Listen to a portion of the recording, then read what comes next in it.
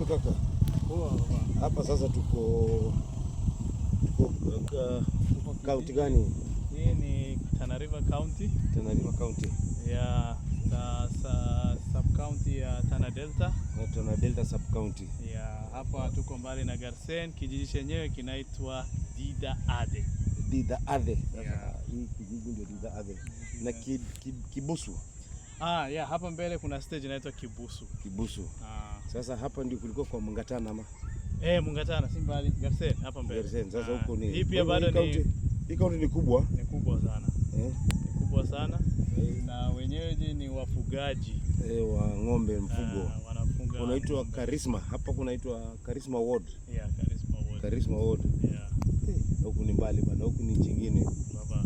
Tembea Kenya bana. Tembea Kenya. Kutane na watu. Unaona sasa kwa hizi nyumba zao bado ni za nyasi.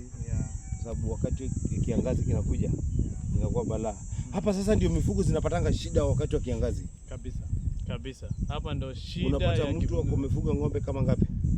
Unaweza pata mtu labda amefunga 500, 600, 700. Alafu kiangazi kija bahati mbaya yani inaweza enda kwa sababu inasafisha zote. Hapa watu wakifuga mifugo hawaoni tu kama business, lakini wanaona kama ni heritage yao. Waangalie biashara exactly. Sasa mtu anaweza kuwa na ng'ombe 1500 kwa mfano, lakini hajui ile value ile ng'ombe yani kipesa hajajua. Anaona tu yeye ako na mifugo za ukoo na ujamii. Na yeye anaendeleza utamaduni wake at the same time, lakini anaendelea kufaidika na nini upande wa chakula na maziwa hivyo labda nyama. So hapa hakuna yani agribusiness na ile. Na kwa hivyo hapa sasa watu wakielimishwa mambo ya kuweza kuweka chakula ile inaitwa hiyo hay wakati wa kiangazi.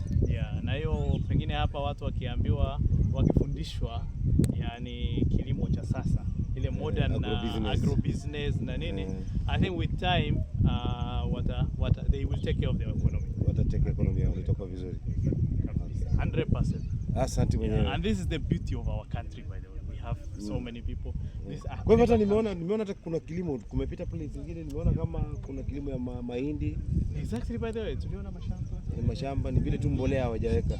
Kwa hivyo serikali ifikishe mbolea huko. Exactly. Sisi tuko Kenya na Kenya ni yetu na Kenya ni safi. Exactly. Kenya ni safi baba. Sasa.